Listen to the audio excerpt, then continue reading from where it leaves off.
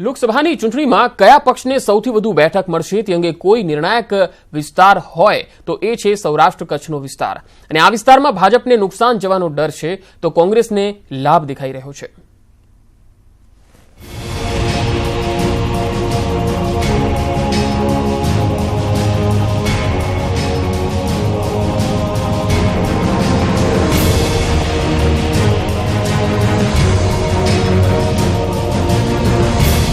વર્ષ 2014માં સૌરાષ્ટ્ર કચ્છની 8 લોકસભા બેઠકો પર ભાજપની જીત થઈ હતી.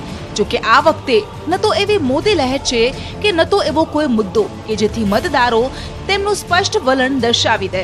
બીજી તરફ વર્ષ 2017માં વિધાનસભા ચૂંટણી સમયે પાટીદાર અનામત આંદોલનના લીધે કોંગ્રેસને આ વિસ્તારમાં સારી સફળતા મળી હતી.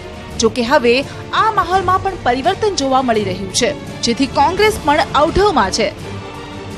રાજકીય વિશ્લેષકનું માનવું છે કે સૌરાષ્ટ્રમાં વિકાસનો મુદ્દો હંમેશા મહત્વનો રહ્યો છે. રાજકોટમાં સારો વિકાસ થયો છે.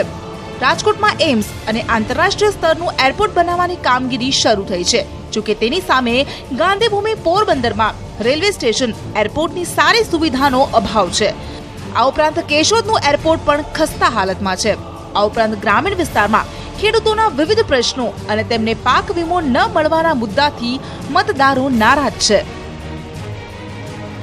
સૌરાષ્ટ્રમાં ભાજપની નબળી સ્થિતિને લઈને વડાપ્રધાન નરેન્દ્ર મોદી અમરેલી, સુરેન્દ્રનગર અને જૂનાગઢમાં રેલી કરી ચૂક્યા છે, તો રાહુલ ગાંધી પણ સૌરાષ્ટ્રમાં 2 રેલી કરી ચૂક્યા છે. આ ઉપરાંત અમિત શાહે પણ સતત આ વિસ્તારમાં પ્રચાર કર્યો છે. તો વળી મુખ્યપ્રધાન વિજય રૂપાણીએ પણ આ વિસ્તારમાં અનેક સભાઓ ગજવી છે. જોકે આ નેતાઓની સભાઓ સિવાય મતદારો, ઉમેદવારો કે અન્ય સભામાં પાંખી હાજરી જોવા મળી હતી.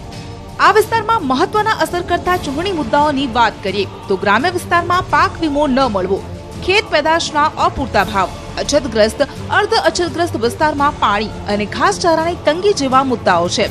તો વળી શહેરી વિસ્તારમાં બેરોજગારી, એર સ્ટ્રાઇક જેવા મુદ્દાઓ છે.